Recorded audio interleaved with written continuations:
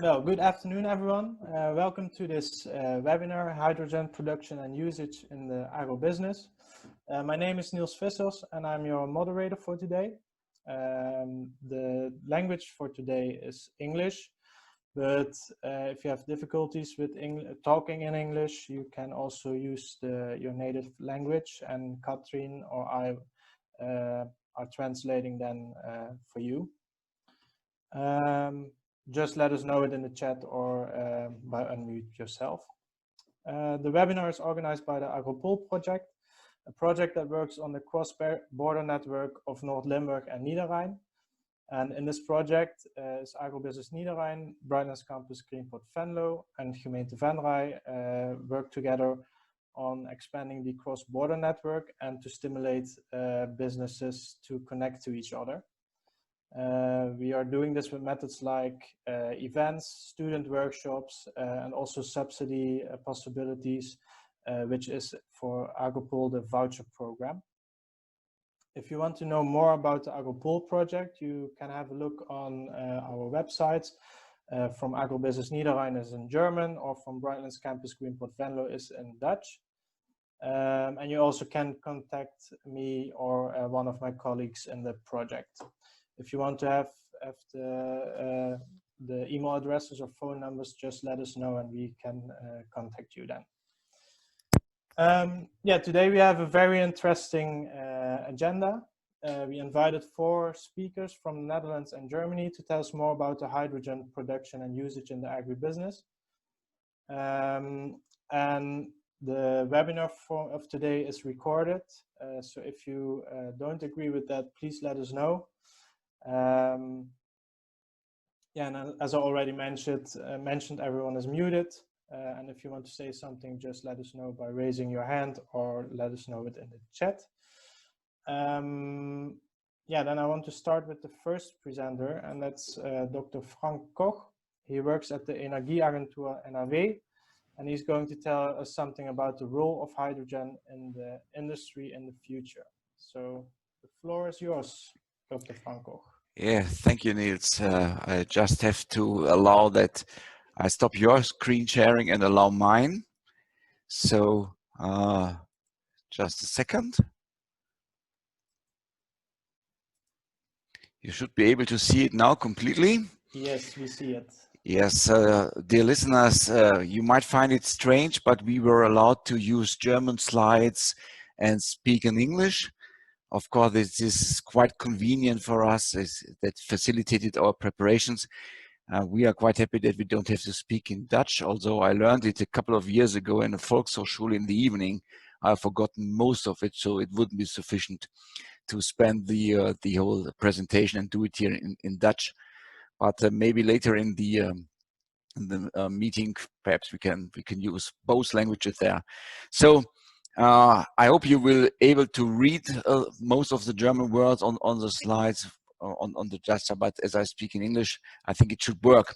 So I just would like to spend a minute on presenting the organization that I'm working for. This is the Fuel Cell and Hydrogen Network, Electromobility, which is part of the Energy Agency, and we were founded already 20 years ago.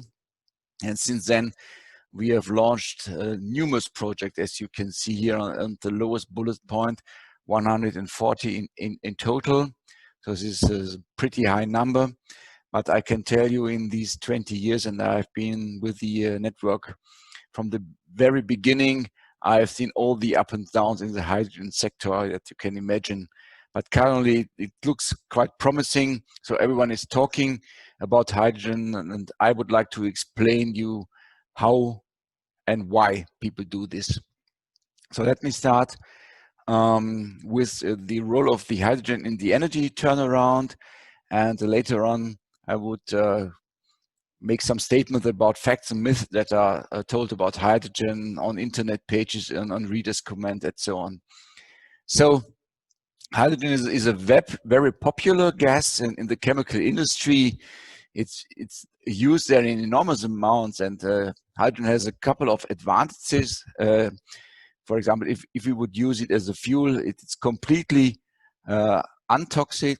It does not cause cancer.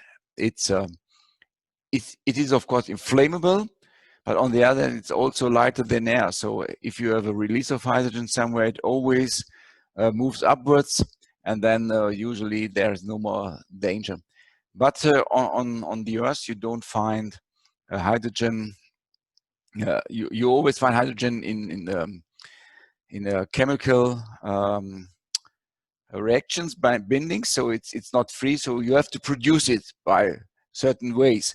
And the most common way is to do it by natural gas reforming. So you use natural gas, methane gas, steam, and then you make hydrogen out of it, but you also make CO2. So this is the fossil way of making hydrogen. Also, another important production line is chloralkaline electrolysis. So when you make chlorine gas out of salt, you make a caustic brine and also hydrogen.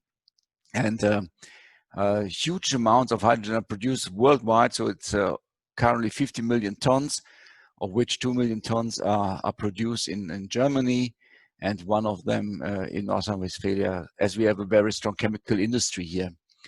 A couple of years ago, we made a study about the availability of byproduct hydrogen coming from the chlorine electrolyzer process.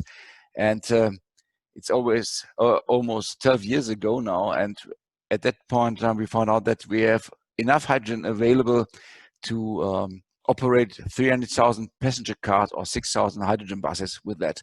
So without producing any additional hydrogen. And this is why the state of North Rhine-Westphalia was so ambitious in hydrogen technology. What does chemical industry use hydrogen for? It's the biggest usage is in the production of ammonia, and then making fertilizers out of it, and of course also in the production of plastic materials. Refineries use it for cracking the crude oil.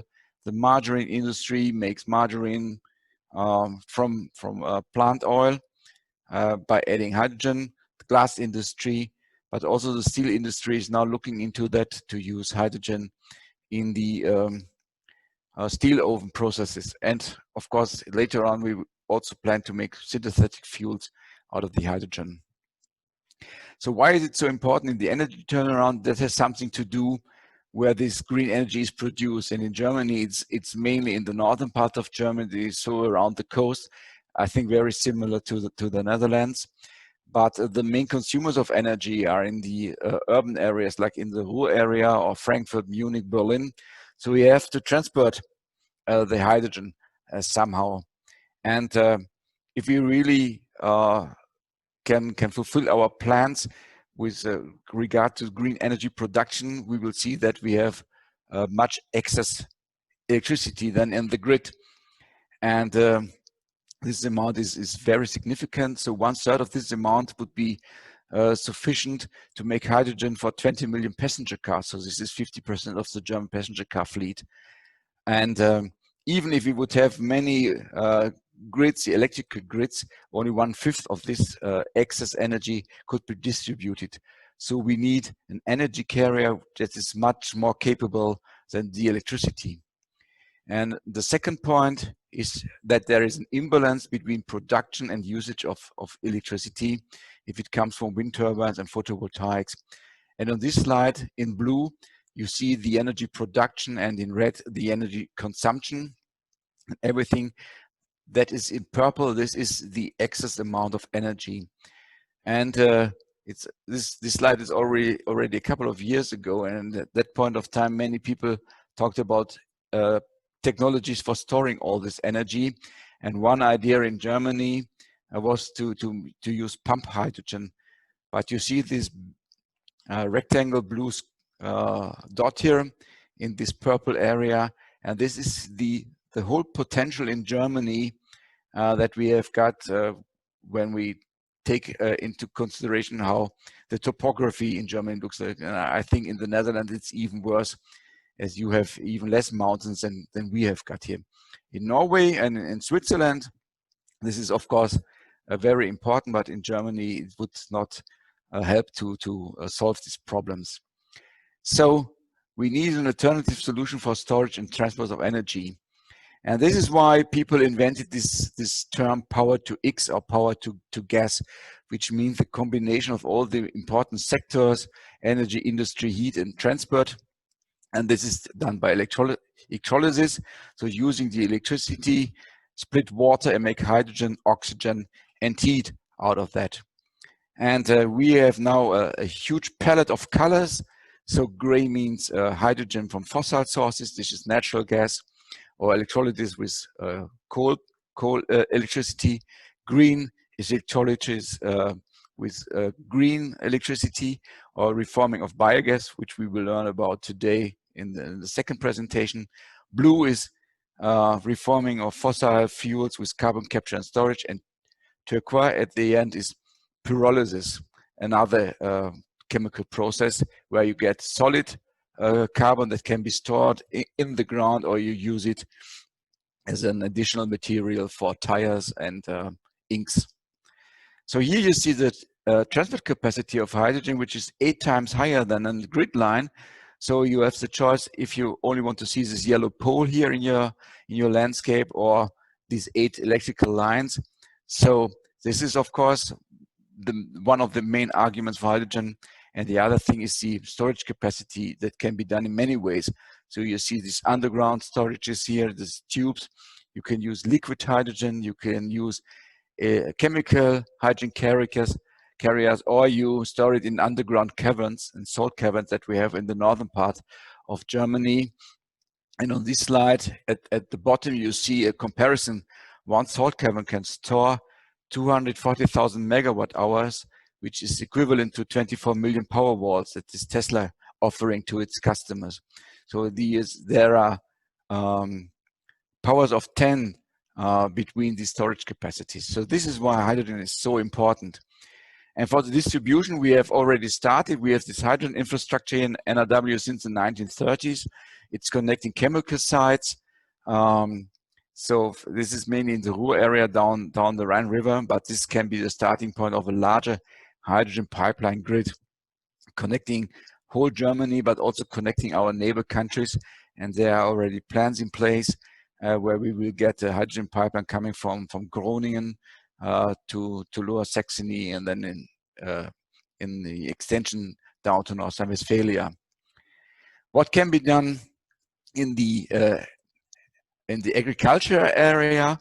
This is an example from Schleswig-Holstein, the e-Farm project, where they installed electrolyzers at the wind parks along the North Sea coastline, and there they produce hydrogen, transported to hydrogen stations, and then operate 2 fuel cell buses with that.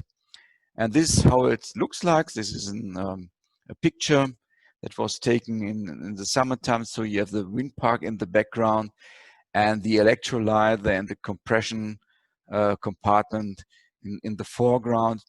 So from there, the transport is transported with these 2 trailers on the left to the hydrogen station, and then the hydrogen buses are refilled there.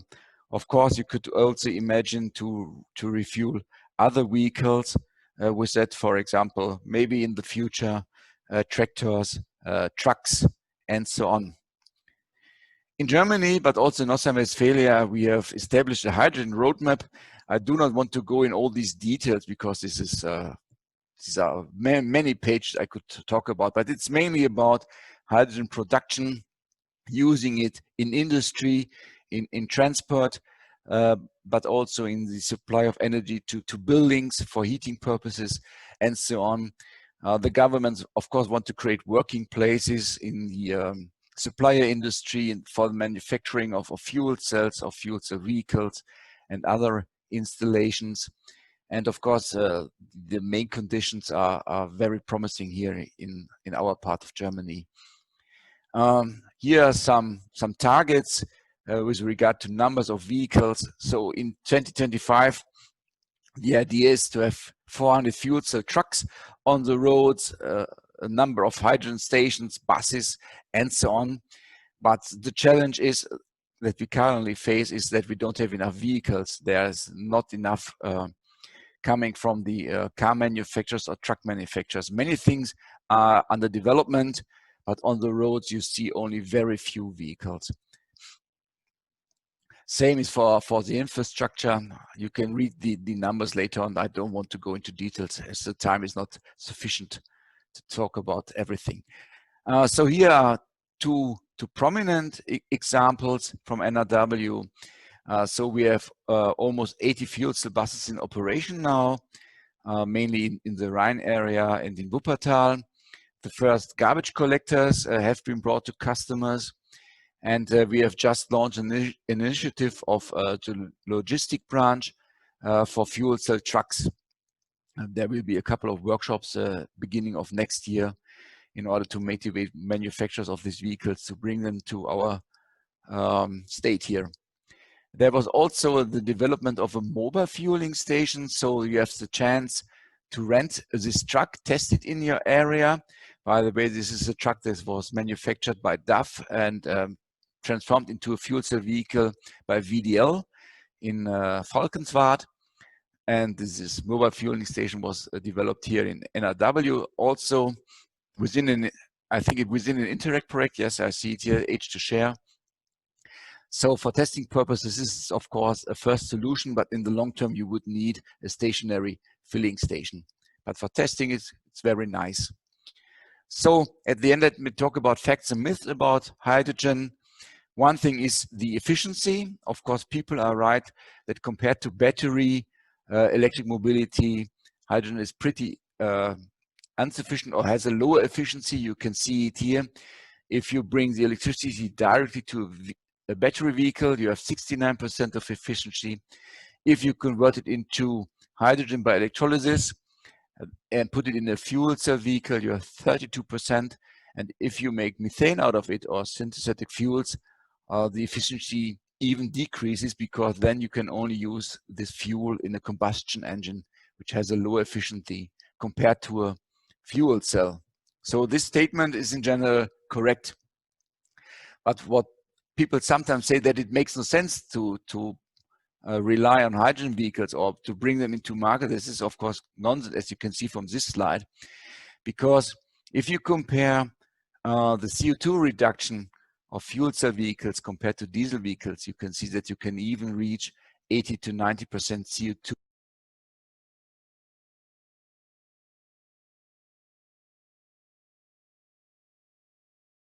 Ihr Mikrofon ist ausgestellt, ja. Ja, genau. Yeah.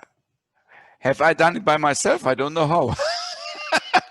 So anyhow, so you can reach 80 to 90% CO2 reduction.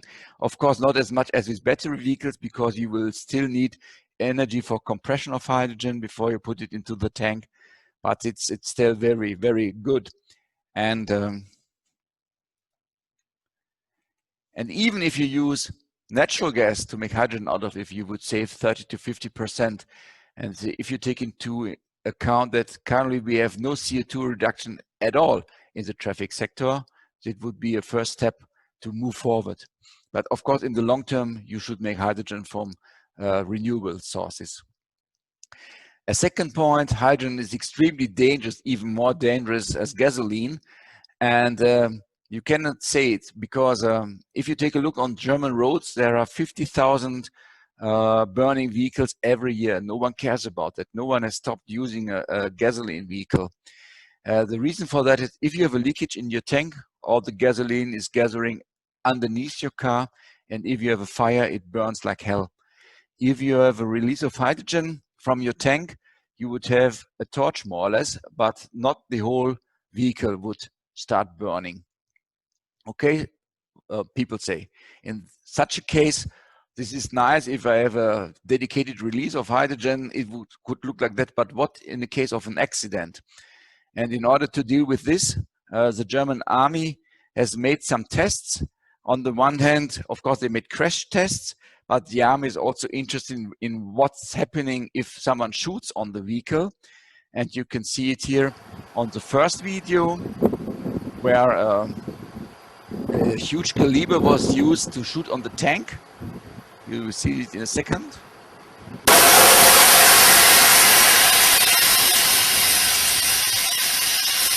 So you see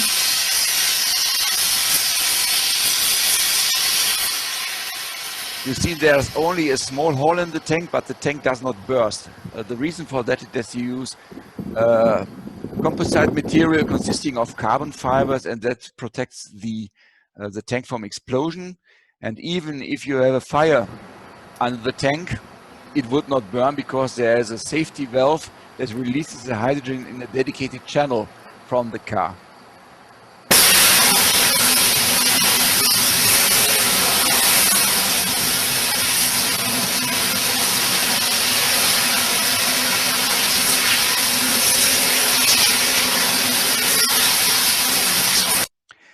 Okay, so I think these are quite impressive videos. So I think in order to summarize it, hydrogen is not more dangerous than other fuels. Of course, it has its characteristics, but from the technological point of view, engineers are able to handle the risks of hydrogen. So don't be afraid of it, but take it as a chance for bringing renewable energies into transport and industry. Thanks. Yeah, thank you very much, Dr. Frank Koch. I think it was a very interesting presentation, but also very interesting videos. It was a little bit loud through the headphones. Are there some questions of understanding? Because I want to do the discussion after the 4 presenters. I see that someone raised a hand. Mr. Jochen Gunsch. If you can unmute yourself. Yes.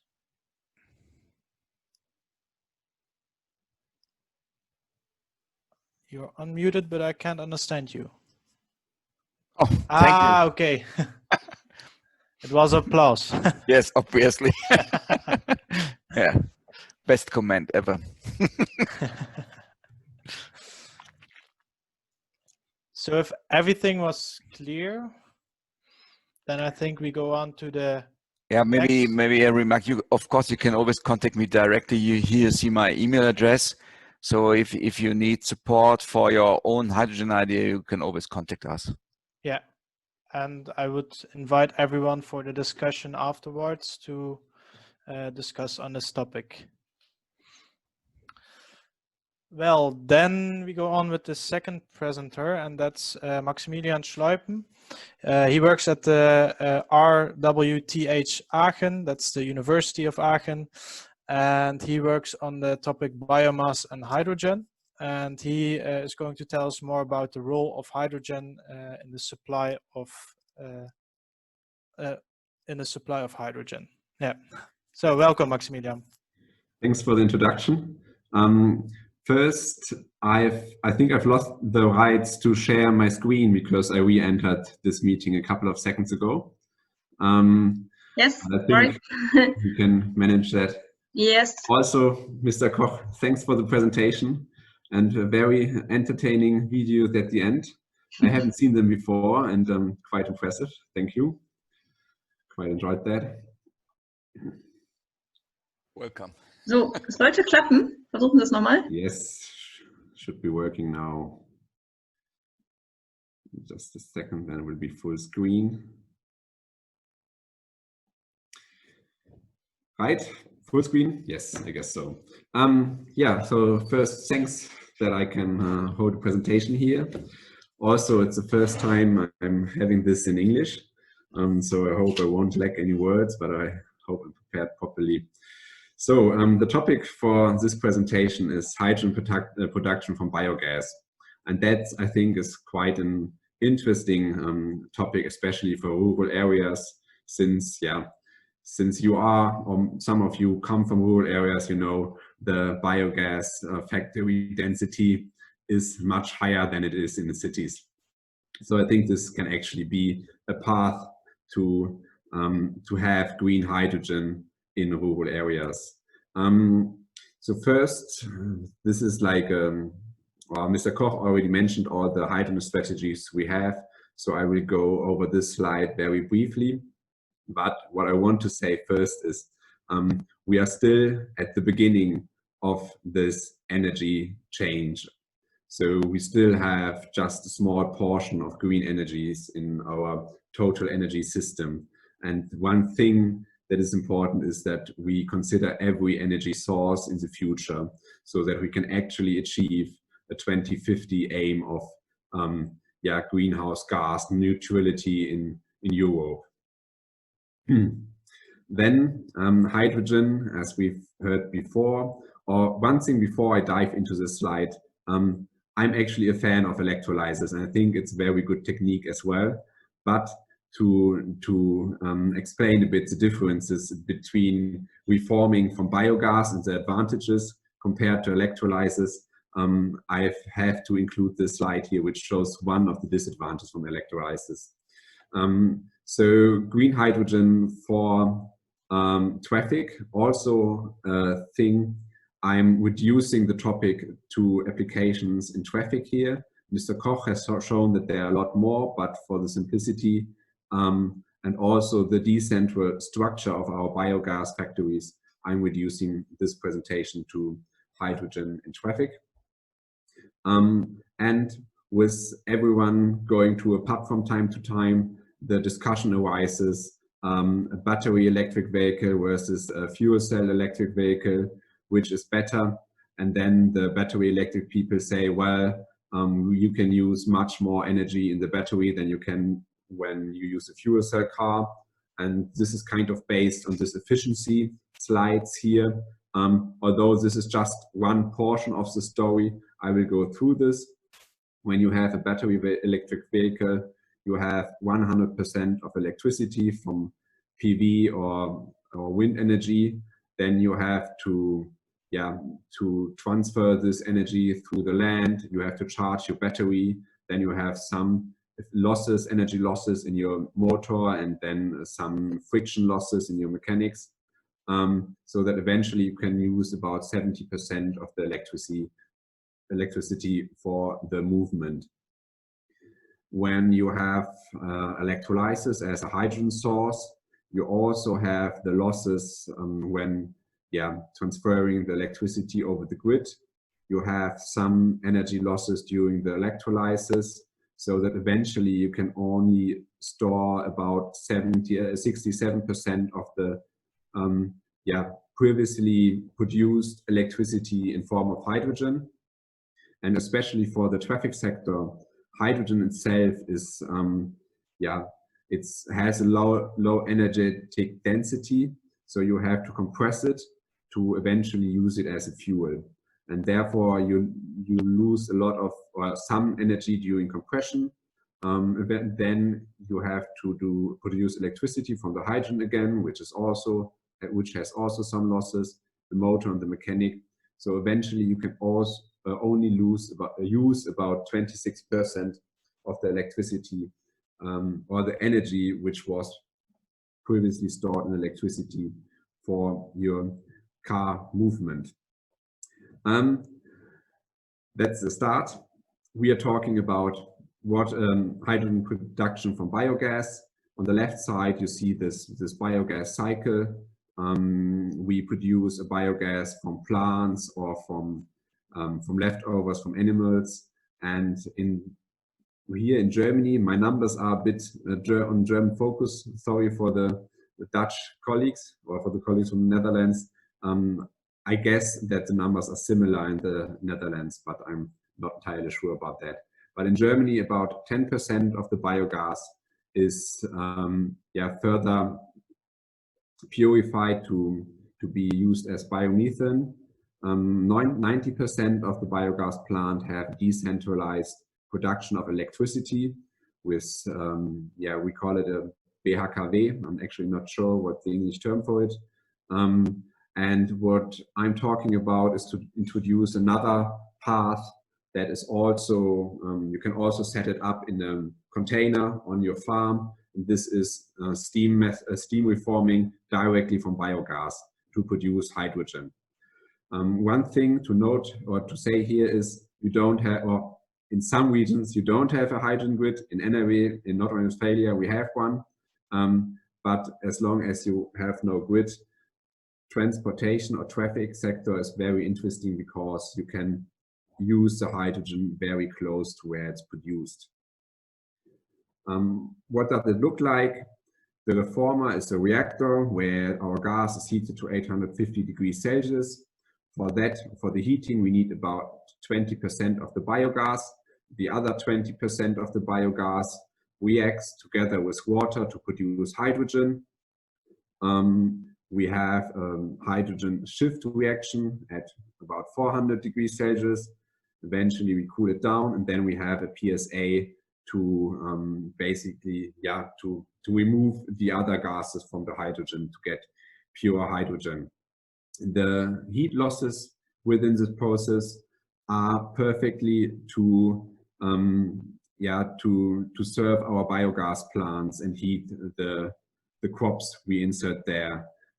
So it's just a good symbiosis between the reforming process and the biogas process itself.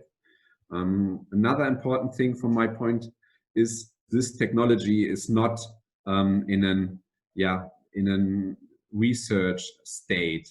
It's a very far applied technology, but currently primarily with fossil gases like methane. But as you can see, you have this reforming plants for all sizes, from 5 norm cubic meters per hour up to 50,000 norm cubic meters per hour. I'm currently working on a pilot plant where we are just in between here with about 50 norm cubic meters per hour of hydrogen production. Let's get to the advantages of this technology. We start with 100% of biogas, not with 100% of electricity. And usually we produce electricity from it with an efficiency of about 40%. Then again, we have some grid losses, battery charging losses, motor, and so on. So eventually we would use for this battery electric case only 28% of the biogas energy potential. If we take the reforming instead of the electricity production, we can already store 65% of the biogas energy within hydrogen. Then we have to compress it, again, fuel cell, electromotor, and we can still use or also use 29% of the energy. So the whole point of this slide is, when we have electricity, as from photovoltaic or wind energy, it does matter what kind of mobility we choose. Whereas when our energy or green energy source is biogas, it doesn't matter. Biogas doesn't mind whether you use a battery electric vehicle, a fuel cell electric vehicle, or even a CNG or compressed natural gas vehicle. They all come down to a similar final efficiency. What does it mean now? German numbers again, sorry for that. In Germany, we have 9,500 biogas plants, which produced 32.5 terawatt hours of green electricity in 2019. If we would take all those plants, which is not realistic, but just to get an idea, instead of those 32.5 terawatt hours of electricity, we could produce 58.3 terawatt hours of hydrogen. So we could actually increase the amount of energy which is accessible for the public when we would produce hydrogen instead of electricity. Whereas, again, the electrolysis, I'm a fan of it, but just to show the differences, instead of all the PV production, which is 47.5 terawatt hours, would we use all this electricity in electrolysis, we would just have 33.3 terawatt hours of hydrogen. So this is really a technology to store volatile, or electrolysis is a technology to store volatile energy and not like a constant energy as biogas is. The whole capacity of this technology, if all plants would produce hydrogen, we would have enough hydrogen to fuel all heavy vehicles on German roads. So I think the English word is a lolly or something, not entirely sure. But what is a lot more interesting currently, also for the availability of vehicles, is this public transportation sector. And about 10% of this sector would actually be enough to, or 10% of our biogas plants would be enough to fuel all the public vehicles with hydrogen. I'm sorry, I forgot to change my mouse to a pointer. I hope that you can now see where I'm actually pointing on my slides. Well, we'll see. We can see it. Okay, perfect. Sorry. The one thing that everyone has to consider always is sustainability. So we do this hydrogen and green energy stuff to reduce greenhouse gas emissions. And therefore, every technology that can actually achieve greenhouse gas emission reductions should be considered. And in the last years for biogas, there are very clear sustainability criteria. It is included how we plant our plants, how we change our agriculture, how we further process the biogas, how we transport it, and so on. But what is also in the RED II included is that the reduction we achieve of greenhouse gas emission by a biogas plant from our, for example, milk production is added positively. So with the new guidelines from our European Union, it is possible to achieve negative greenhouse gas emissions with hydrogen from biogas plants that have 100% of slurry or something. Not entirely sure about this word again. So it can be economically and environmentally very interesting to produce hydrogen from biogas. And there are very nice sustainability criteria. As you can see, hydrogen produced from 100% of slurry is considered more sustainability than from 100% of maize. Corn, sorry, it's corn, obviously. And this is actually the thing that I think is very well done. It's really, yeah, it does take into account what kind of crops you use in your biogas plant.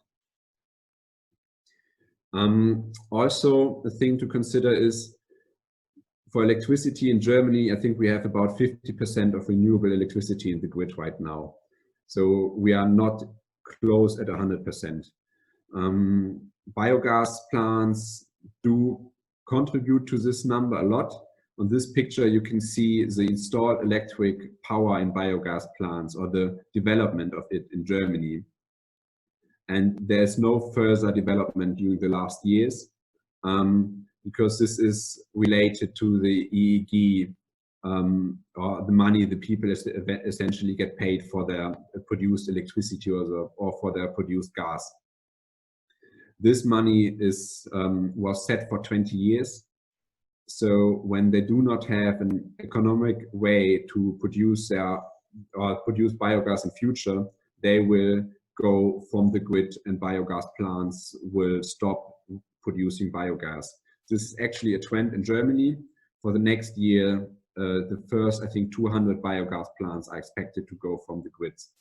So in biogas, we have capacities that are freed, and producing hydrogen might be another economic way for those plants to produce or to further run their plants economically. So now this is something I say, so let's get into a few numbers and see whether it's actually true. On the left side, those are results from a Fraunhofer study in Germany, which shows the electricity costs, the base electricity costs from renewable plants within Germany. And as you can see, from biogas plants, electricity is the most expensive one compared to photovoltaic and wind energy. But when you translate this chart to the hydrogen energy costs and consider which technology you use, electrolysis versus reforming, you can see that from just by changing the product, we can get our biogas to be much more compatible within or from economic points of view. I think I have to rush a bit, so I'm going to go through to the next slide. This is the average biogas plant in Germany. It produces 400 kilowatts of electricity per hour. This plant could, instead of those electricity, produce about 430 kilograms of hydrogen per day. As a rule of thumb, 1 kilowatts of electricity is about 1 kilogram of hydrogen per day. The energy cost for the hydrogen would be about €3.40 per kilograms, and the invest for this new kind of biogas utilization would be about 1.3 million. And then hydrogen prices are, well, no one really knows where they go. So the only thing to consider is what gray hydrogen in Germany currently costs. And therefore, you kind of have to include the invest into the fueling infrastructure, which for this kind of plant would be around 1.5 million. If you consider all those numbers, gray hydrogen at fuel stations in Germany currently costs €9.50. Well, that's not entirely true. It's €9 something because they reduced the taxes, but it's about €8 netto, roughly. When we take all those numbers, it is possible to produce green hydrogen today for about €6.60 per kilogram. And there are still, including the fuel infrastructure.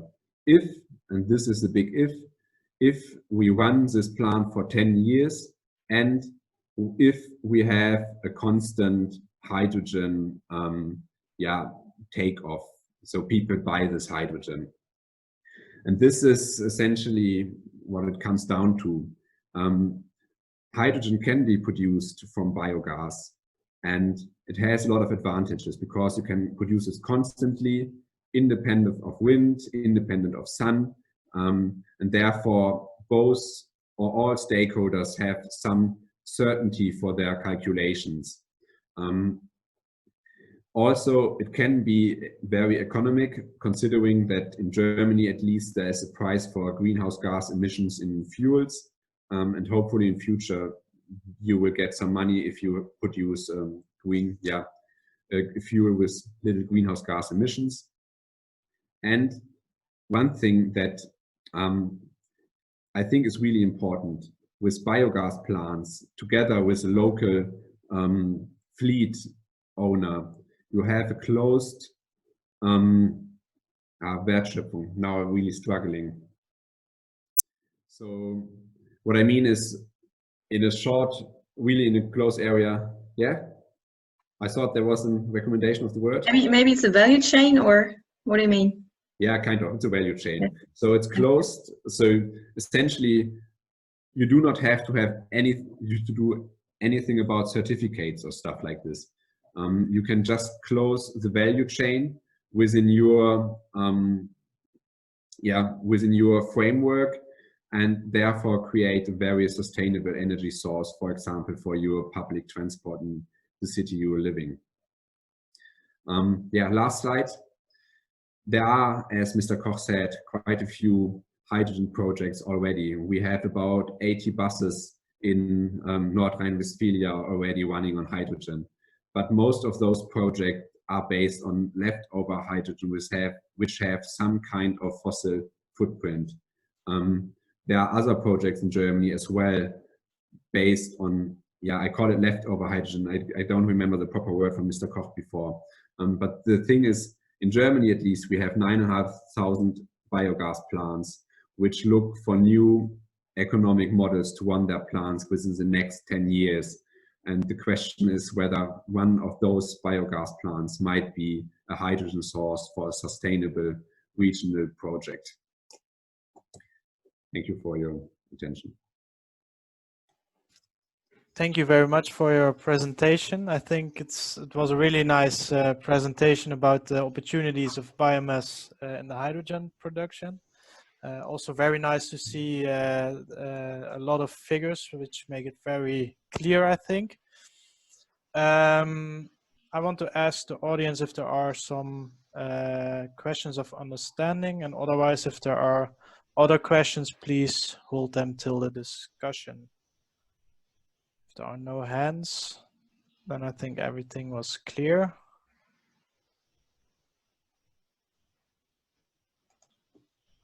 All right. Then we will keep the other questions till the discussion.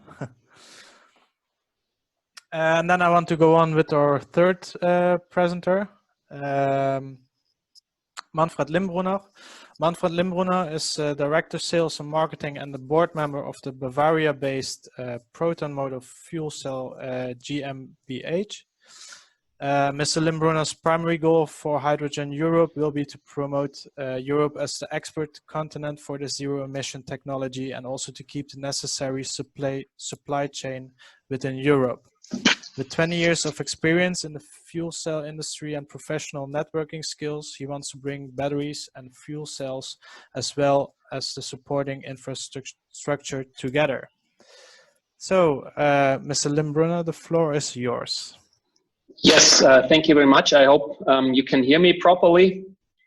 So I have prepared my slides. Well, prepared is a little bit too, because we only do English slides, yeah, and you don't have to scope with Bavarian slides. So I will bring you a little bit feedback on who we are at Proton Motor. Then I will talk about potential or fuel cell, different fuel cell types and storage of hydrogen for the applications, and talk about our technology and some applications. So who are we? Proton Motor Fuel Cell GmbH. We are located in Bavaria, close to Munich. Puchheim is our headquarters, but nobody knows Puchheim. So this is roughly 10 kilometers outside of the city center of Munich. We are currently, 93 is not correct anymore, because we have substantially grown throughout the complete year despite of Corona. So I think we are currently somewhere around 102 people, with still some people going to join us in January again. And we belong 100% to a holding, and the holding is called Proton Motor Power Systems PLC, which is located in Newcastle, but there's only the board of directors located, which I'm a part of. And this holding is listed on the London Stock Exchange.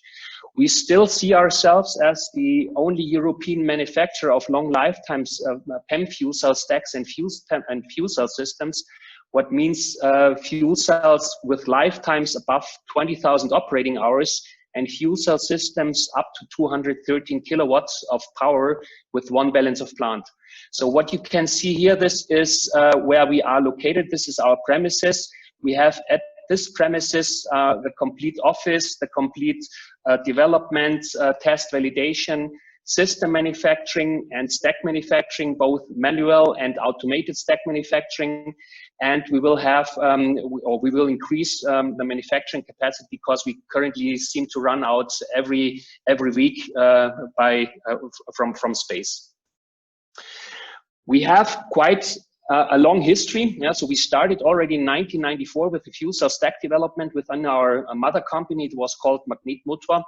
Magnetmotor was in the 70s, 80s, and 90s already a company that was dedicated to pure electric drivetrains. And they started in 1994 with fuel cell stack development. And 1998, we have been founded as Proton Motor. In 2000, we had the first fuel cell bus brought into operation. And this was also the start when Proton Motor is talking about fuel cell systems as a hybrid system. For us, a fuel cell system is always a combination of battery or some other electrical storage device and a fuel cell, but I will come to this later.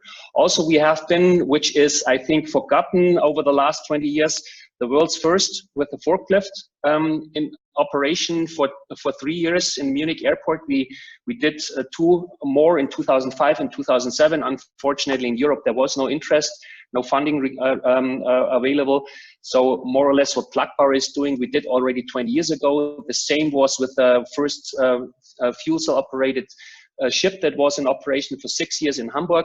We had quite a number of vehicles, prototypes, of course, on the road since then. We started with the stationary development between 2009 and 2012, where I will also show you a couple of references when we come later to the slides.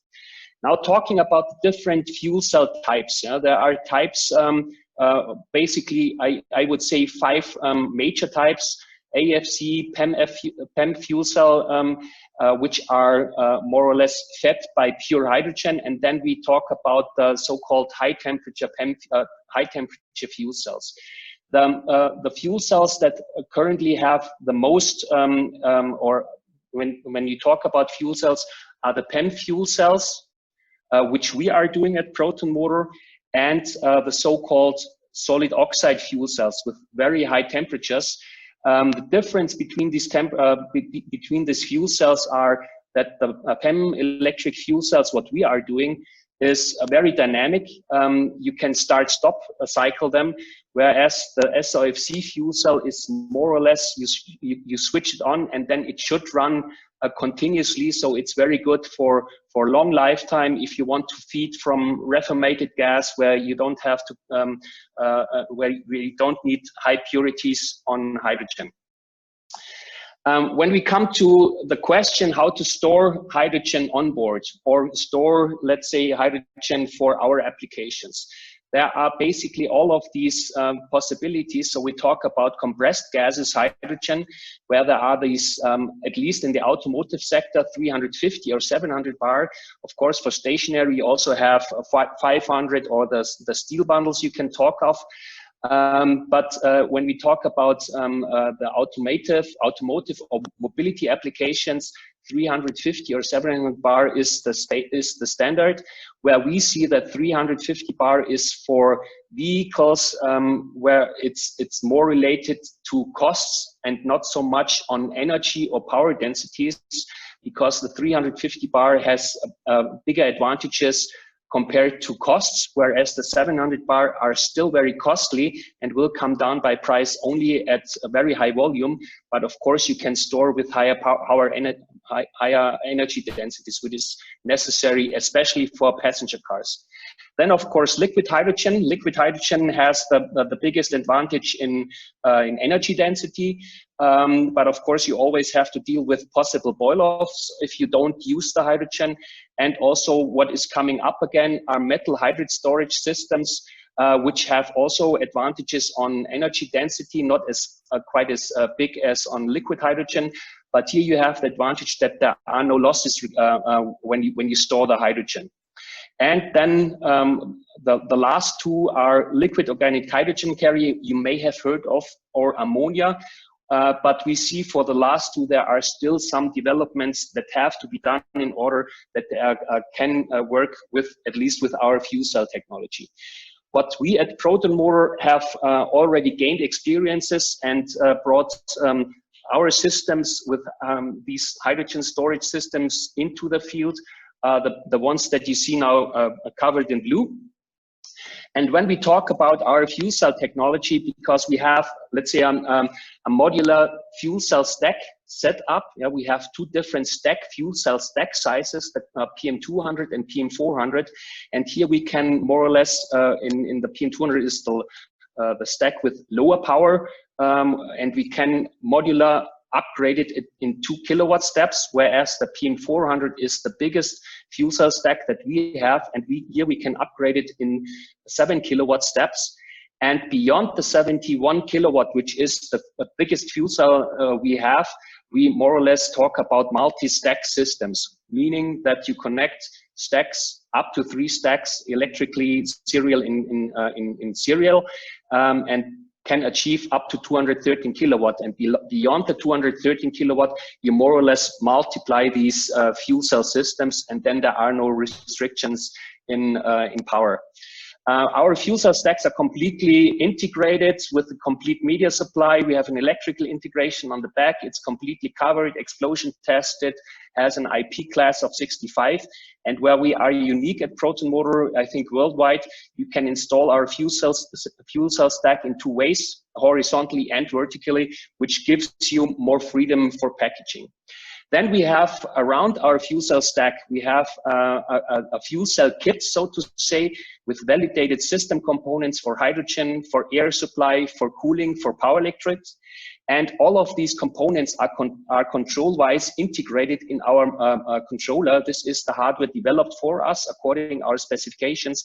And then we can achieve very easily different applications by packaging our fuel cell systems, achieving, I like to call it OEM products, because we don't have to develop anymore.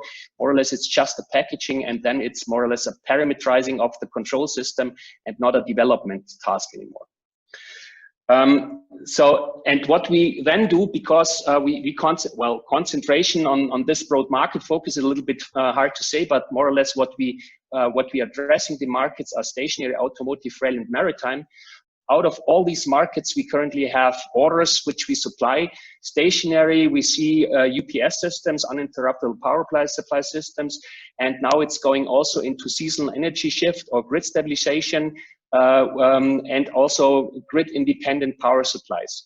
Automotive for us is everything but passenger cars. So going into trucks, buses, municipal vehicles like garbage collecting trucks, and also rail and maritime. We have already some orders in-house where we currently prepare the supply of our systems. When we talk about the mobility sector, then it's always the question, as I said, we always see a fuel cell system as a combination of battery and fuel cells. So for us, it's not a question battery or fuel cells. It's the answer for us is both. And the question is always how to balance the fuel cell with the battery. So this is more or less, you have to look at different drive cycles. So there are drive cycles for vehicles, for ships, also for the large duty trucks. And then it's a question what the end customer also wants to have. What is the payload he requires? What is the energy autonomous operation, meaning without any refilling or without any recharging? And then you go into the design, and the target is that in the end, you don't recharge anymore, even though you have a battery inside, but you do only refill of hydrogen. And as a rule of thumb, more or less, you say the peak power and the braking energy that comes back will be stored or is coming out of the battery. The average power, or more than the average power, a little bit more than the average power demand of the vehicle, is coming from the fuel cell. And the complete energy that you need for operation of these vehicles is then stored into hydrogen. And that way you balance the state of charge of the battery. It will never deplete, and you only have to refill hydrogen. So now I come to a couple of references, what we have done. So on the mobility applications, we currently deliver systems to a Belgium OEM, E-Trucks Europe. We have, we will deliver 6 systems still in this year for 43 kilowatt of fuel cell for a 27-ton truck. So they also have a battery inside. They have a hydrogen storage of 20 or 30 kilograms at 300 bar. Then we have where we can now, since roughly 1 month, tell you who our customer is. We are delivering a fuel cell system with 214 kilowatts to an Austrian company called Linsinger, which will be the first rail milling machine. The fuel cell system will be installed on the floor of this vehicle, and we have an order in-house from Fincantieri. Fincantieri is Europe's biggest shipyard, where we deliver a fuel cell system of 144 kilowatts, and this is in combination with a metal hydride storage system, where you also have to connect the fuel cell thermal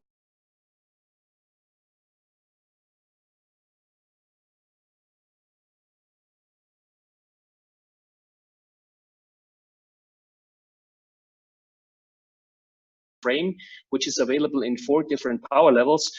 So unfortunately, I cannot tell you who the customer is, but this will be announced probably beginning of next year somewhere.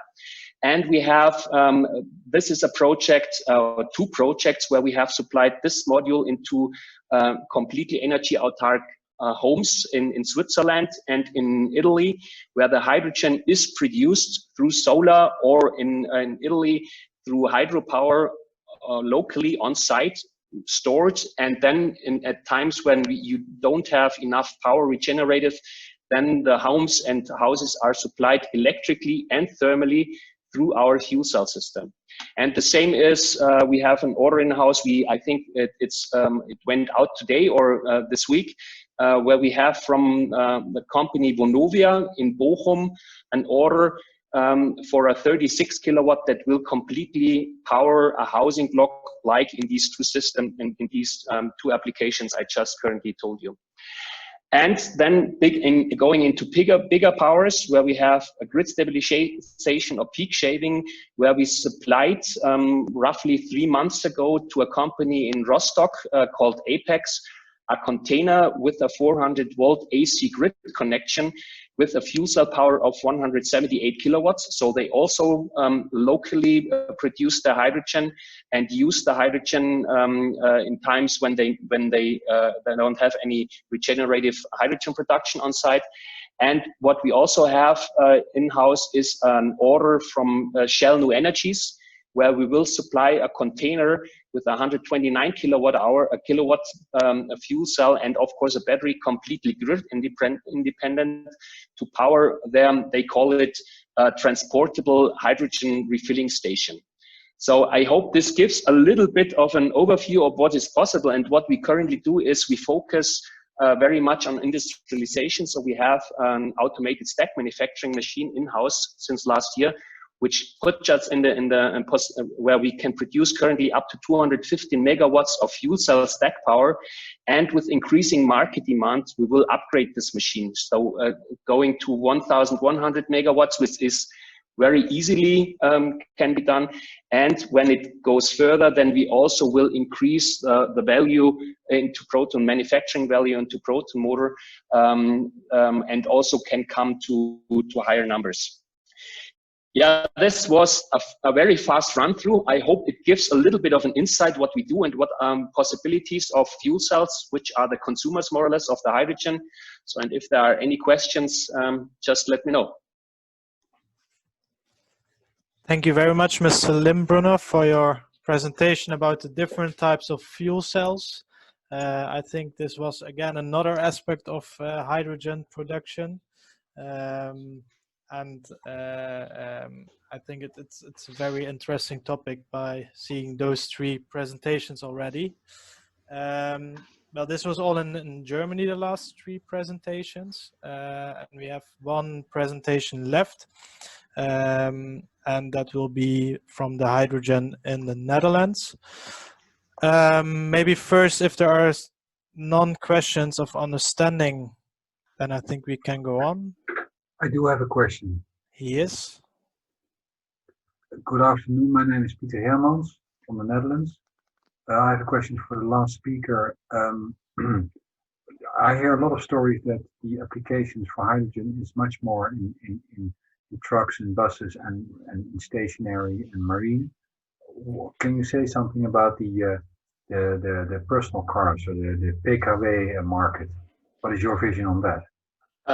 Well, let's say vision. Let's say my thoughts on this, or how I see this. This is my personal impression. What I currently see is that passenger cars, at least let's say the Europeans or the Western OEMs, they have to do their homework in electrification of the passenger cars. Of course, at the same time, the hydrogen refilling station has to be ramped up. And we see that the fuel cells have, of course, can be installed in passenger cars. Once you have electrified them, it's very easily electrically wise. But until 2030, I don't see big volumes coming up on passenger cars. And you need these volumes to bring down the prices. So I expect that passenger cars with fuel cells come into the market or bigger volumes beyond 2030. Before this, we see that the early markets are, let's say, the markets you currently set. Okay, thank you very much. All right. Are there some more questions? If not, then I would give the word to Mr. Vogelzangs. He is going to tell us more about opportunities, challenges, and infrastructure in the Netherlands. So Marcel, the floor is yours. Okay, thank you. I will try to put up my presentation.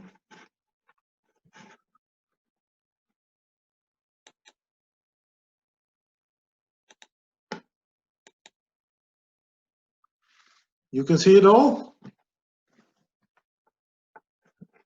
Hello? Yes. Okay. Yes, we see it. Okay. Did you already change your audio system for the video? I will check.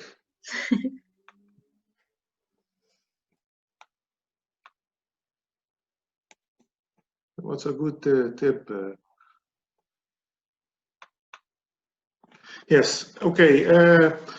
As told, I'm Marcel Vogelsangs from the Dutch side. I've heard a lot of nice presentations.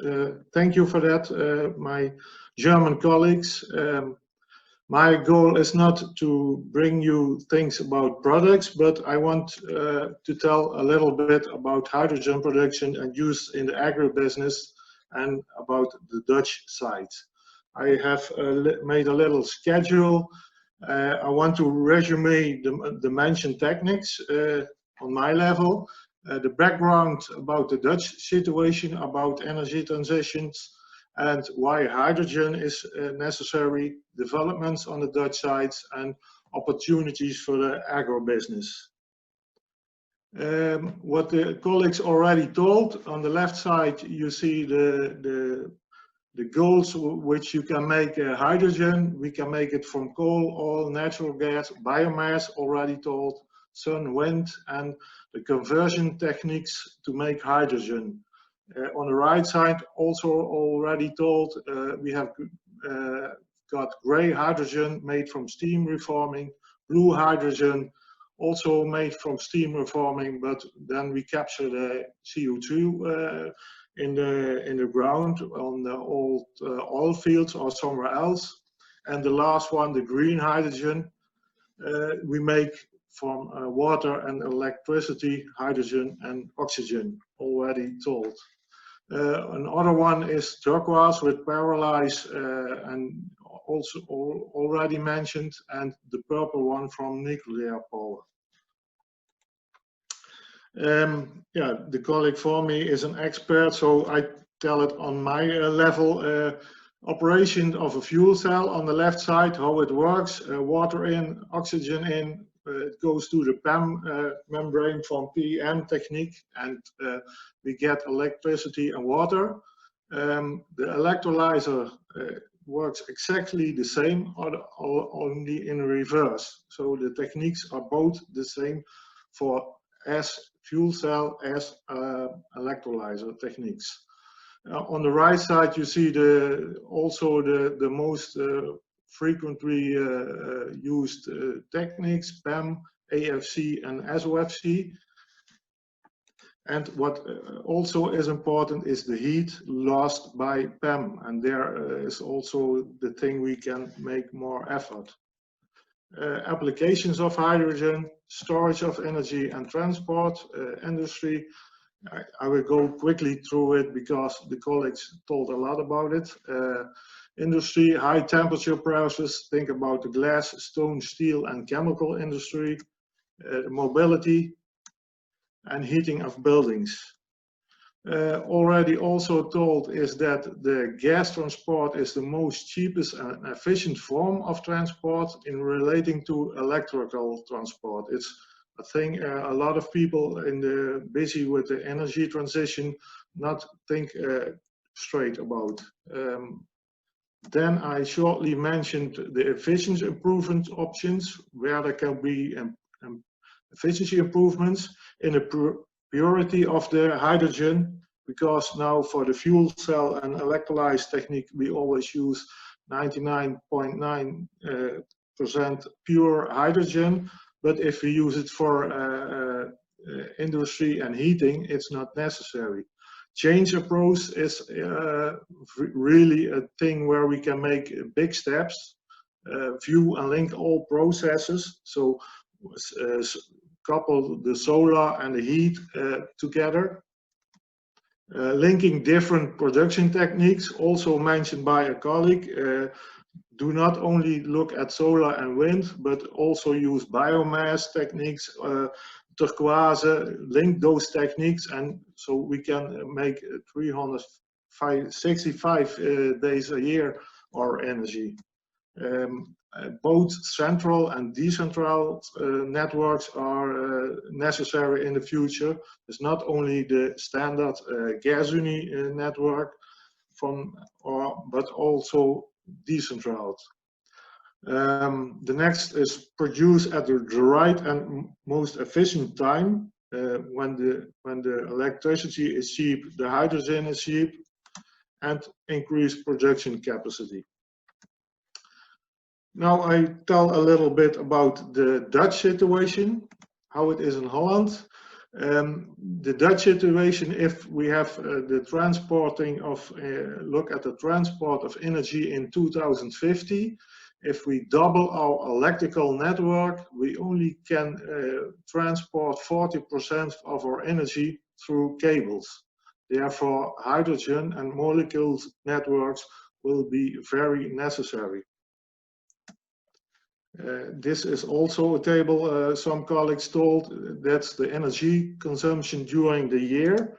And if you see, you can see that from January until March and from August to December, the peak of energy use is there, but the peak of energy making is from June to July. So that's a thing that we also have to look out when we are talking about the energy transition. This is a cute toy everyone can use. Please write it down. On your left, you see below in the red, Energieconverter. It's a really nice tool to give you a lick of interest how it works with energy. I have, for example, I have put in the amount use of natural gas in 2019. That was 1356.1 pegajoule. If you put that in this energy converter, you can see when we want to do it with hydrogen, we have to make 9,500 kilotons of hydrogen, or the yearly production of 400,000 soccer fields with solar panels. It gives you an idea of the amount of energy we have to make in Holland to go from the natural gas. This is also the Dutch situation about the gas unit grid transport network at the moment. It's our natural main gas transport net in the Netherlands and also a part of Germany. For the people in Germany who don't know, part of the northern gas transport network is also from Gasunie.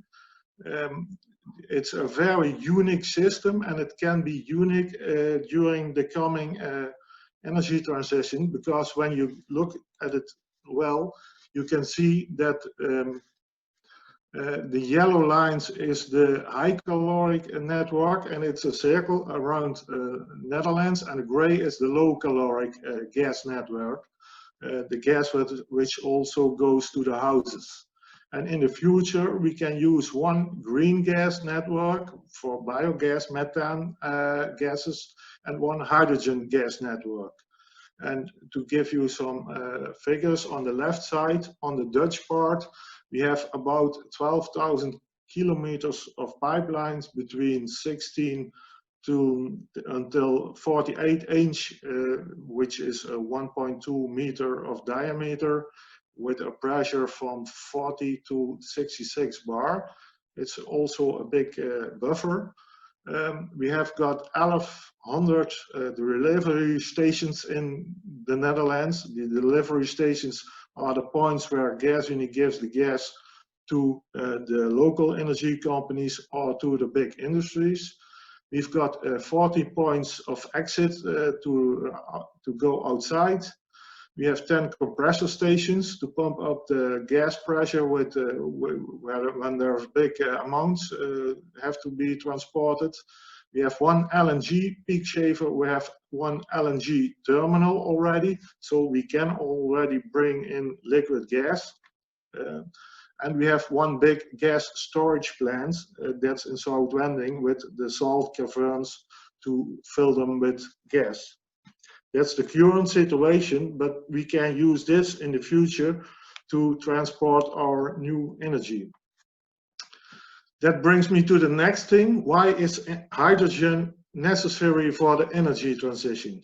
It's really, really simple, I think. The fruit of the grapes, the druiven, that was a word in English. Yeah, the grapes, they are simply, this is how the sun and the wind is. The fruit is low hanging and you can only use it for a week. If you want to use it longer, you have to make wine of it, or simply we have to make hydrogen. And this is the whole story of the energy transition. And just so, why is hydrogen necessary for the energy transition? Not only for power to gas, but also to storage energy, big amounts and longer periods, and to transport big amounts of energy. These two things are very important to let the energy transition be a success. There are also a lot of developments on the Dutch side. I will call a few.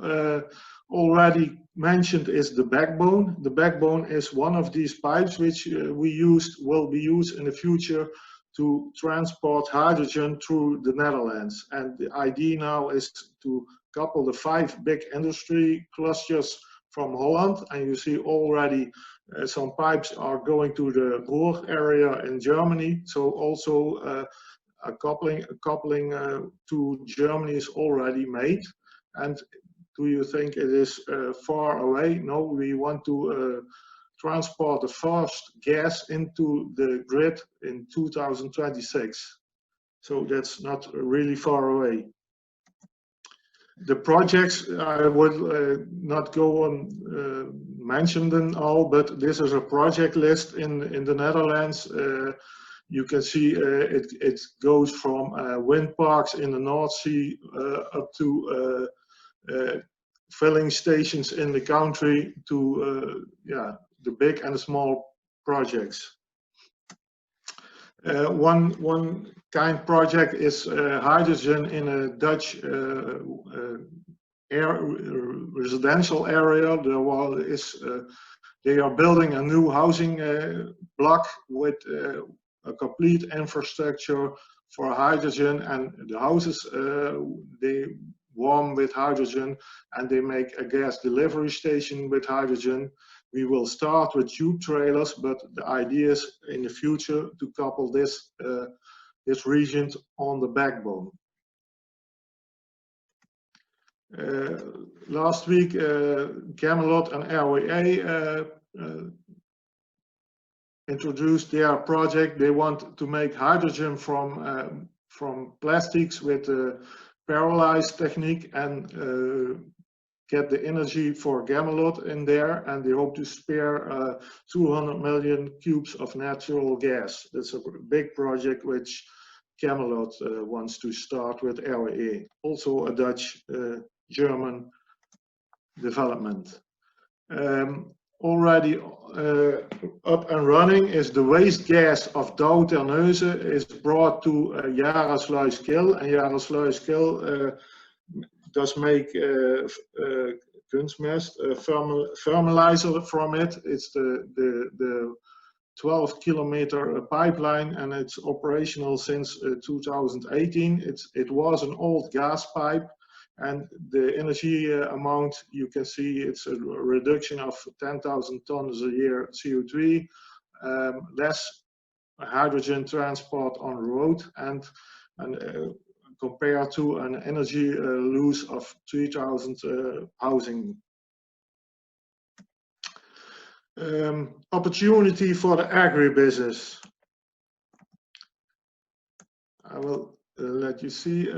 Now, in the agribusiness, storage of energy and transport of energy in a small grid, already also mentioned by the colleagues.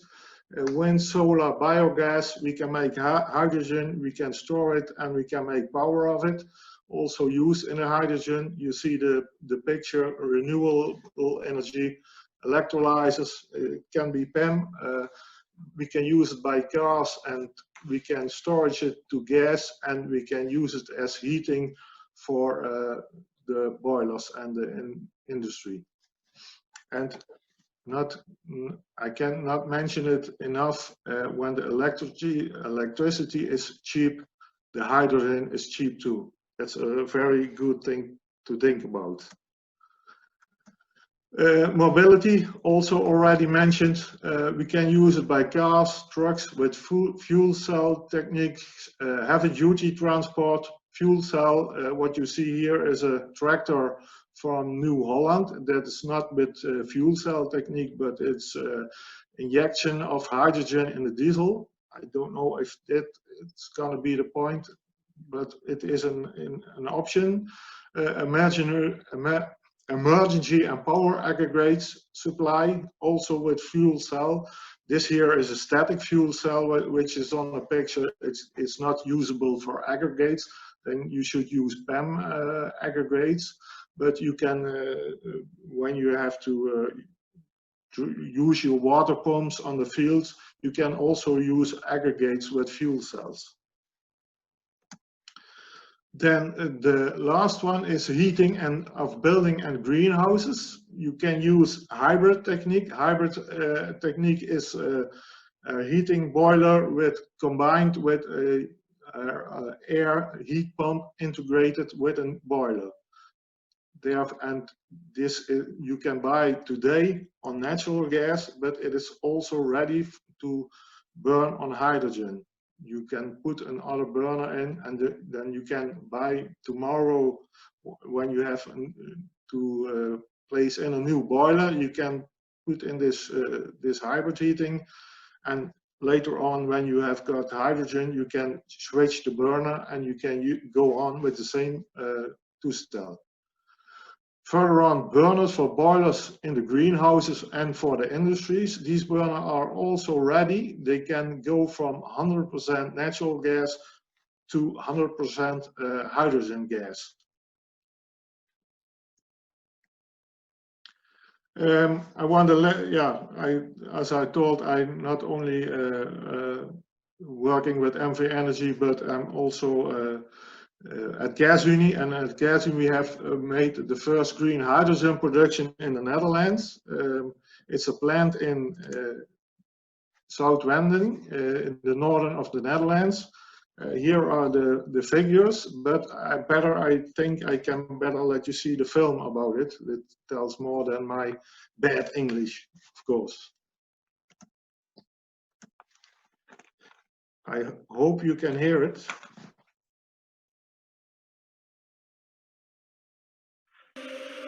Yes, we hear it. Okay, thank you. GasUnie and its subsidiary Energy Stock have built the first 1 megawatt green hydrogen installation in the Netherlands near its underground gas storage in the province of Groningen. The unit uses green power to separate water into green hydrogen and oxygen in a process called electrolysis. 1 megawatt hour of green power is converted into 17 kilograms of green hydrogen per hour.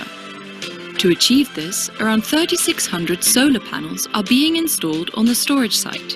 In addition, the green hydrogen installation is also connected to TenneT's high-voltage electricity grid, through which green power is delivered. 3 containers are installed on-site. The first contains equipment to convert the green power to the required voltage for the electrolyzer. The second contains the electrolyzer, in which water is separated into hydrogen and oxygen. The third contains the compressor, which brings the hydrogen to the correct pressure, varying from 200 to 300 bar. The hydrogen is stored in a trailer capable of transporting 800 kilograms of hydrogen to customers in the mobility sector or industry. In the Netherlands and other countries, filling stations are being developed where cars, buses and other heavy-duty vehicles can fill up with hydrogen, for example, at Green Planet's filling station in Pesse. Filling up takes around 3 minutes, the same as for petrol and diesel cars. A hydrogen car can run for approximately 500 kilometers on a 5-kilogram tank of hydrogen. Green hydrogen can be used as a renewable resource or fuel by the industry. Currently, the industry already uses large quantities of hydrogen as a resource. Hydrogen is a sustainable energy carrier that is desperately needed to realize the targets set out by the draft of the climate agreement. It is CO2-free energy that can bring a balance to our future energy management. The aim of the HyStock project is to boost the green hydrogen market and provide the Netherlands with proof that green hydrogen works. It is an important step towards the large-scale use of green hydrogen in the Dutch energy supply.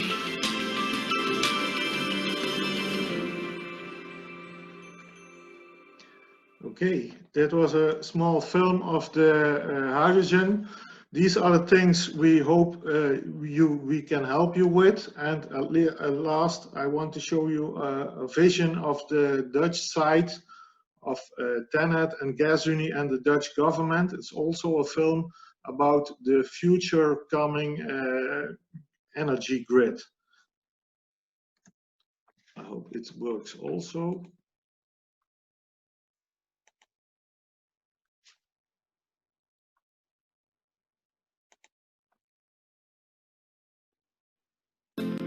New possibilities for transport and storage will be created through the integration of the networks.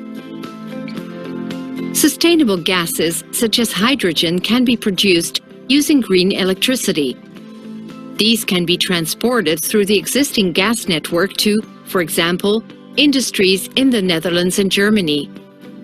Because gas can be easily stored, this also offers a solution for the energy supply during longer periods of cold or times when the electricity production from wind and the sun is low. By combining the best of both worlds, TenneT and GasUnie create a flexible, reliable and affordable system with minimal impact on the living environment. But transforming the energy system won't happen overnight. It requires political will and clear regulations for the expansion of the electricity grid and direction of the use of hydrogen in the energy system. TenneT and GasUnie therefore see close cooperation between the government, network operators, industry and energy companies as a precondition for a successful energy transition.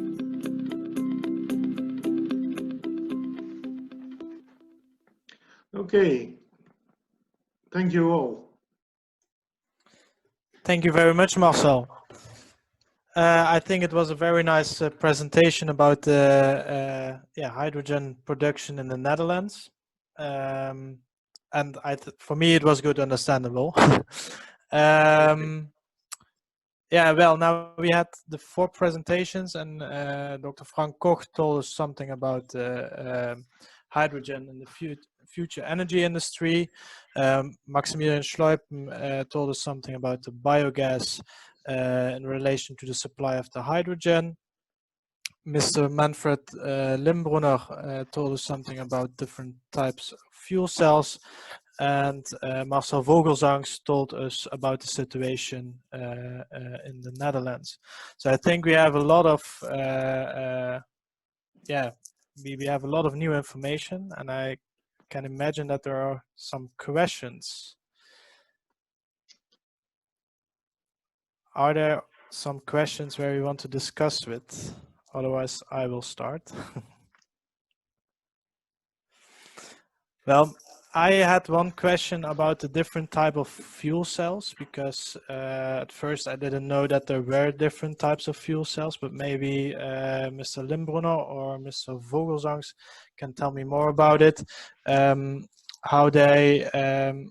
is decided which type of fuel cell you use for for a specific type of vehicle or bus or tractor, or can you tell maybe more about that, where you use the different types of fuel cells?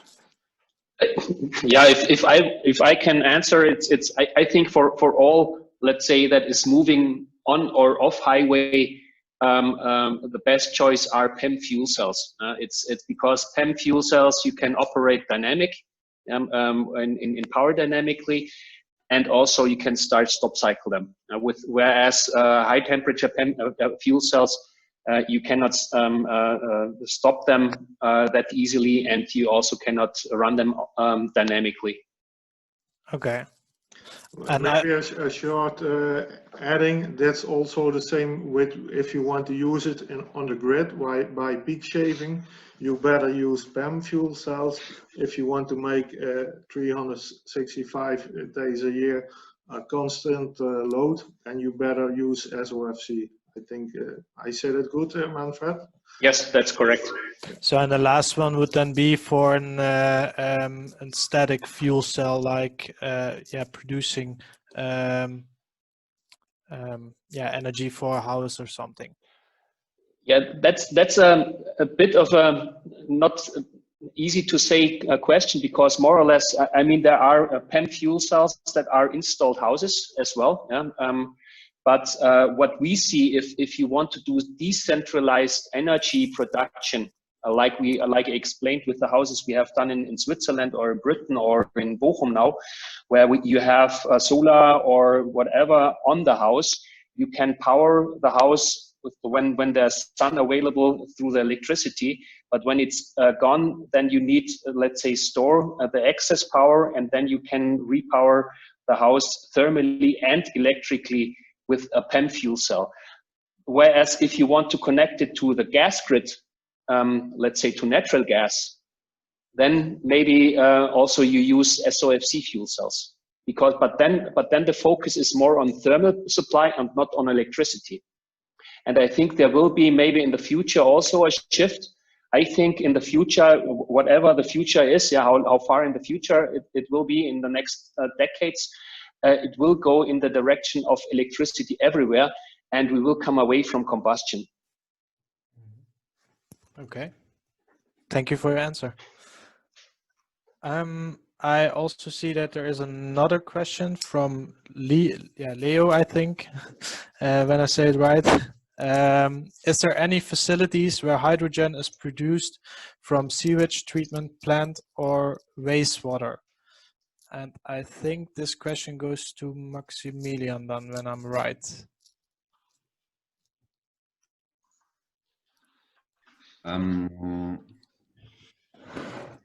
So actually, for the treatment of sewage water from waste plants, there are a couple of projects which come to my mind. So first, from biogas point of view, if you have biogas, you can do whatever you want. But for direct sewage water treatment, I think there is a company in Germany that does thermolysis on wastewater. And I think there's another research project that does direct biogenic hydrogen production from sewage waters, but I'm not an expert on that. Maybe I can add to this. The project Maximilian Schleiber is talking about is made by the company Grafos from Berlin. This is a plasmalyzer, so a light bow, so to say, which splits the ammonia contents in sewage water into nitrogen and hydrogen. So this could also be, of course, a treatment for biological waste coming from the rural area where you have high contents of ammonium, and this is a very promising way because you have no CO2 production at all. The other way how you can make it is from the fouling tower, because this is simple methane gas, and this is pretty much the same as Mr. Schleubman is doing with his biogas.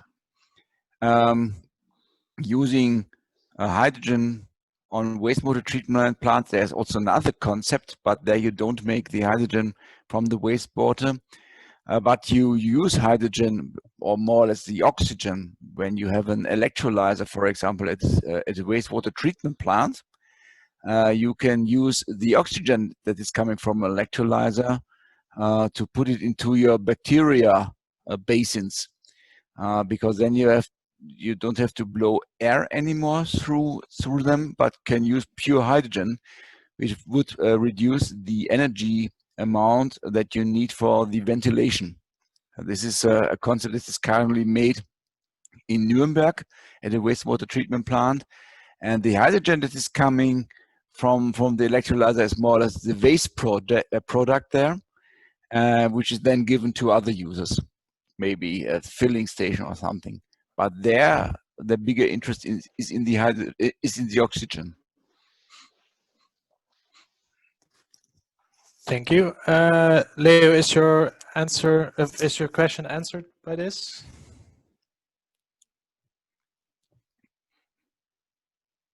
I'm not sure if Leo is still there. Yeah, he scribes. Thank you. All right. Then I have another question from Rob Sanders. He asks, who can tell more about the near future for dual fuel motors, diesel and hydrogen, compared with the fuel cells? Yeah, well, in general, I would say the efficiency, combustion engines will never reach the efficiency of a fuel cell system. So, and you will always have emissions, NOx emissions, when you do combustion. What I see, we see currently that, of course, the big OEMs, they want to cling as long as possible to combustion engines and stretch the manufacturing rate out as long as possible, which I personally think is a danger, because what we currently also see, I mean, and when you look to Holthausen, there's Hyzon Motors trying to enter European markets. All the Asian countries, is it South Korea, is it Japan, is it China? They are focusing very much on fuel cells. I've been traveling 10 years ago quite regularly to China, and they told us 10 years ago already they have a hydrogen strategy. And there is a very big difficult or very big threat that we lose not only the technology of the fuel cell stack, but also the complete surrounding of the balance of plant, which we currently in Europe have a good chance to keep this. But if we don't, if we stick to the combustion, there's a big threat that we lose a lot of technology and a lot of value chain to the Asian countries. All right. Yes, maybe I can add something. From my point of view, this injection of hydrogen into a diesel engine is just an intermediate step for a fast reduction of emissions coming from diesel engines. So you can do it at this moment of time, but I'm pretty much convinced that one day we will get rid of diesel completely, because this is not wanted anymore by politicians. The other approach of combustion engine is, of course, the pure hydrogen combustion engine, which is done by companies like KIU together with Deutz from Cologne.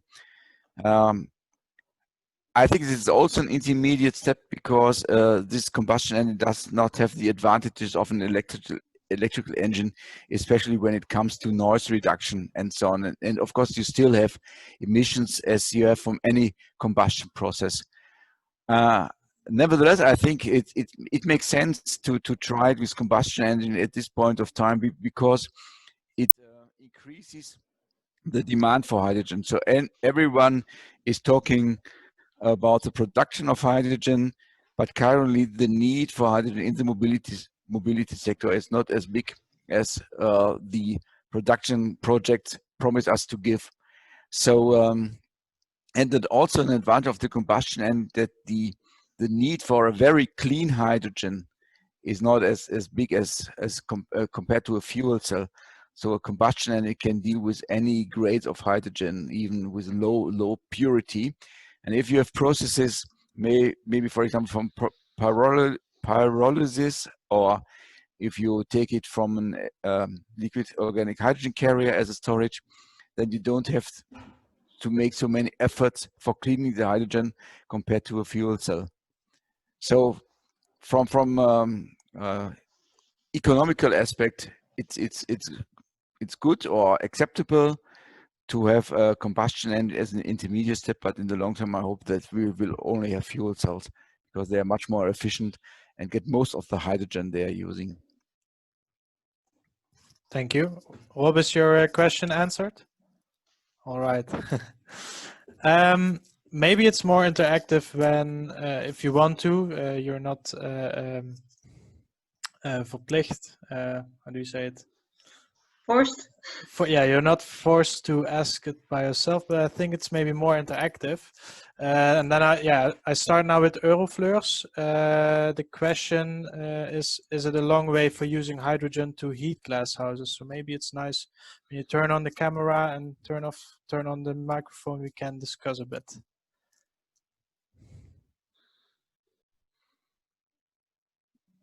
I think it's a question for Mr. Limbrunner, right? I think yes, then. Well, it's the question I would ask back is only heat required, or also, let's say, the combination of heat and electricity? Because if for this, more or less, the possibilities are already there. Yes, definitely.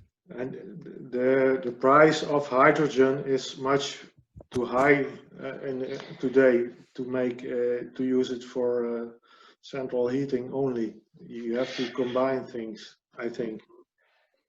I mean, I'm not the let's say the greenhouse expert, but if there is, let's say, it's the same situation. If you, I'm sure in the Netherlands you have big greenhouses, maybe also with the possibility of, let's say, using solar power.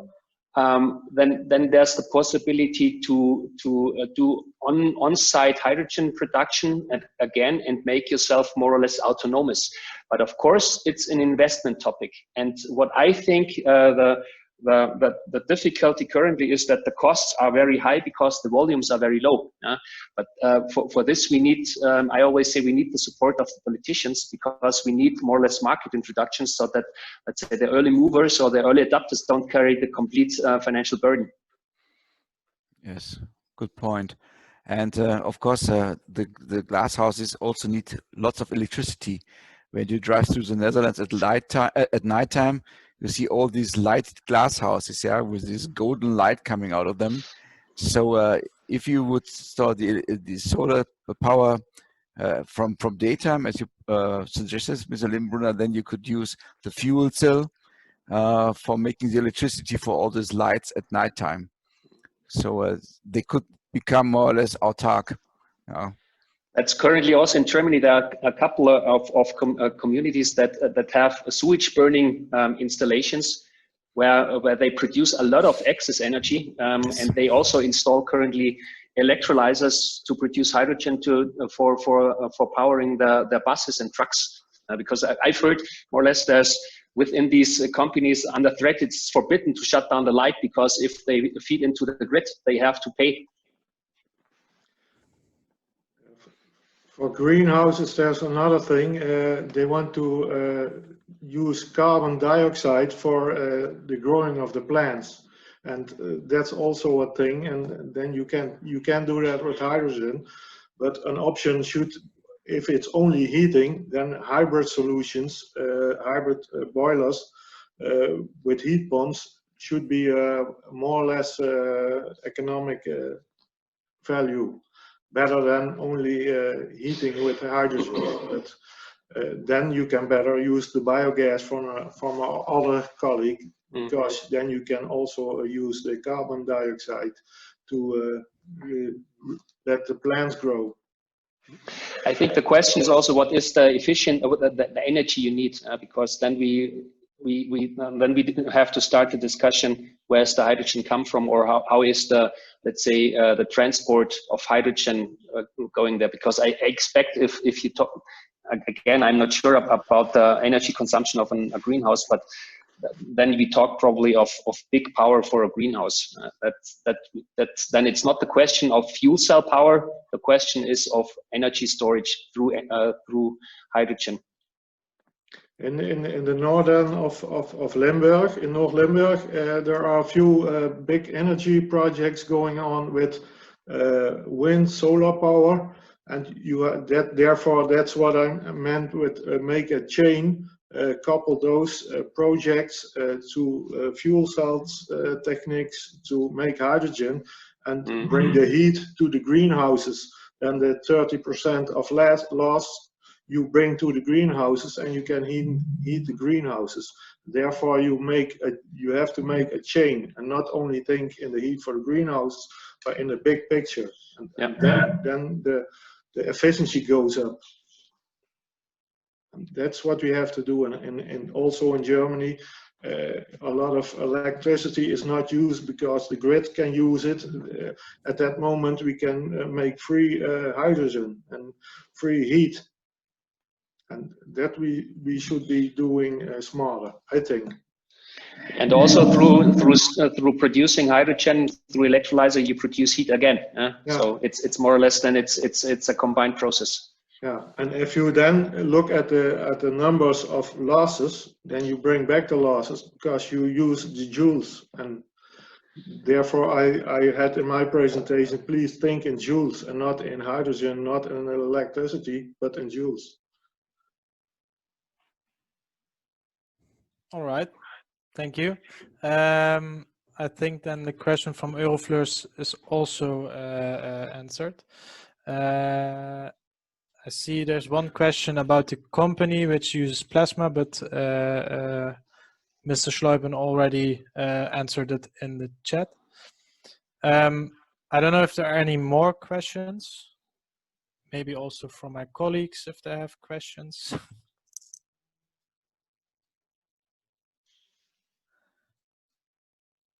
Or maybe some of the presenters want to share something with us, and if not, then I think we are done. Well, then I will thank all the presenters for today for your input. I think we had 4 very nice presentations and very different topics on hydrogen. For me, it was a whole new world, but I learned a lot in these 2 hours, and I hope that this is the same for the audience. If you want more information about our project Agropole, I would say just visit the website of Agrobusiness Niederrhein or Brightlands Campus Greenport Venlo. And if you want to see the presentations from today, you can download them from the Agrobusiness Niederrhein website. Or just send me an email and I will send them to you. Well, and then for now, I want to wish you a nice evening and thank you for your attention. Thank you very much. Yes.